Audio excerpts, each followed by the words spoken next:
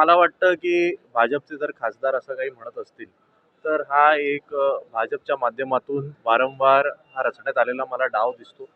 मुद्दामून एखाद्या गुजराती माणसाला भडकवायचं, मराठी माणसाला कुठेतरी डिवचण्याचा प्रयत्न करायचा, मग उत्तर भारतीयांनी डिवचण्याचा प्रयत्न करायचा, मग कदाचित अन्य कुठल्या तरी अमराठी व्यक्तीला एखाद्या प्याद्याला पुढे करायचा, जेणेकरून जर मराठी माणूस उद्या डिवचला आणि त्यांनी उद्या हात उगारला आणि मग त्यानंतर बघा हे आता मराठी माणसं सगळ्यांनाच मारतात, हा एक नॅरेटिव्ह पसरवण्याचा केविलवाणा प्रयत्न हा भाजपच्या माध्यमातून सुरू आहे.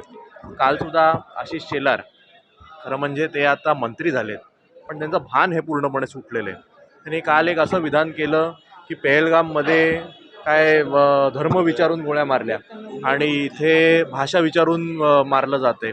त्यामुळे मराठीवर प्रेम करणाऱ्या लोकांना तुम्ही काही पाकिस्तानी आतंकवाद्यांसोबत त्यांचं तुम्ही त्यांना जोडताय, एवढं सुद्धा भान तुम्हाला राहिलेलं नाही.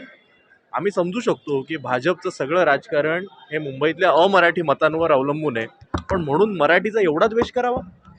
आम्ही काही हिंदी किंवा अमराठी लोकांच्या विरोधात नाही. अनेक वर्षांपासून देशभरातनं लोक इकडे येतात, काम करतात, व्यवसाय करतात, या कोणाहीवर आपला काही आक्षेप नाही.